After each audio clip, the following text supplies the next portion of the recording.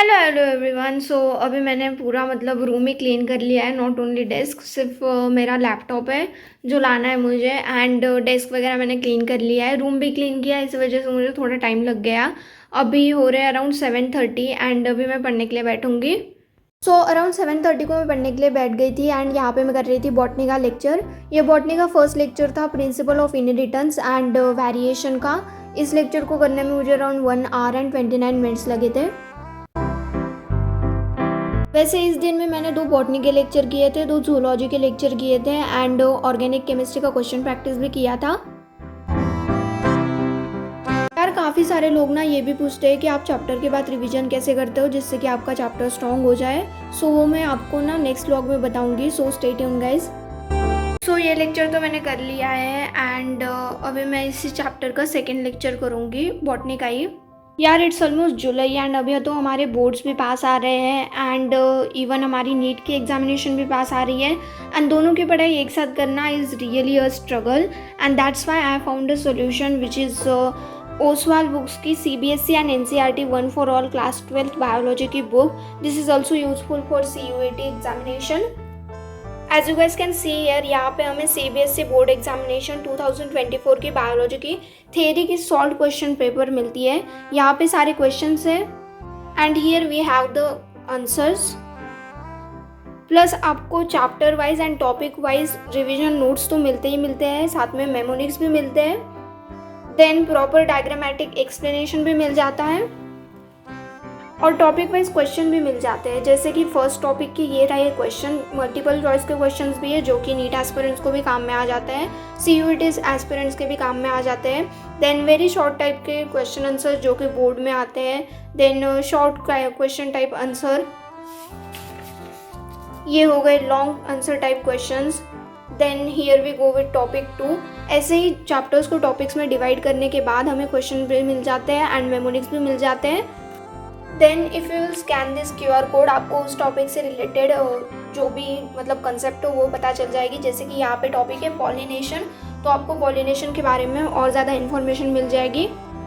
And then lastly आपको self assessment paper भी मिल जाते हैं। सो अगर आप इस बुक से रिवीजन करते हो तो आपको नीट या फिर CUET एग्जामिनेशन की प्रिपरेशन भी कर सकते हो एंड साथ ही साथ बोर्ड्स की भी प्रिपरेशन कर सकते हो। So it is way too much easy. So if you also want to buy this book then check out link given in description। यहाँ पे मैं principle of inheritance and variation का लेक्चर नंबर 2 कर रही थी एंड ये भी around 1 our and 42 minutes का था, जो मैंने 1 आवर एंड 30 मिनट्स में फिनिश कर लिया था। वैसे फर्स्ट लेक्चर मेरा 9 बजे ख़त्म हो गया था एंड देन मैंने 10 बजे तक ब्रेक ले लिया था।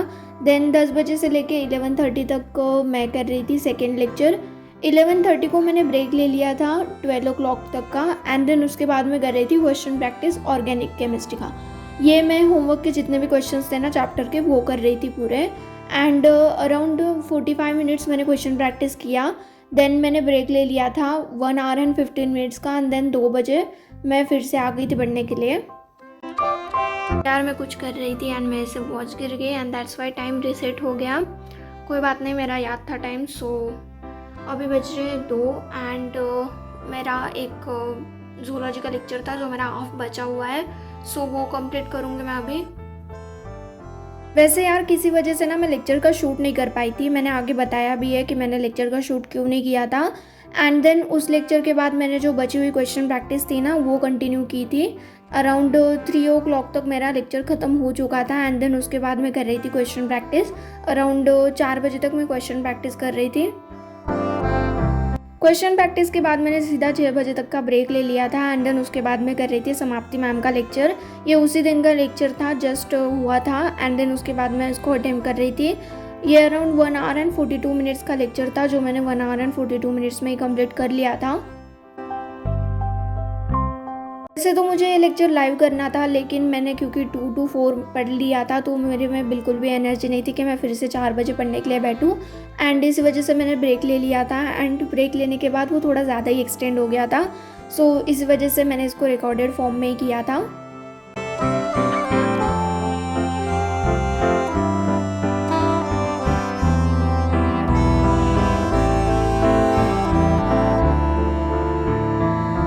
ड्यू टू सम रीज़न मुझे लेक्चर नंबर 2 नीचे करना पड़ा था एंड दैट्स वाई मैंने लेक्चर नंबर 2 नीचे ही किया था। सो ये रही मेरी लेक्चर नंबर 2 की नोट्स एंड देन उसके बाद अभी मेरा लेक्चर नंबर 3 भी फिनिश हो ही गया है। सो ये रही मेरे लेक्चर नंबर 3 की नोट्स एंड या जूलॉजी का लेक्चर करने के बाद I ended up my day and yeah that was for today guys. मिलते हो नेक्स्ट व्लॉग में, तब तक के लिए bye bye, take care and don't forget to like share subscribe.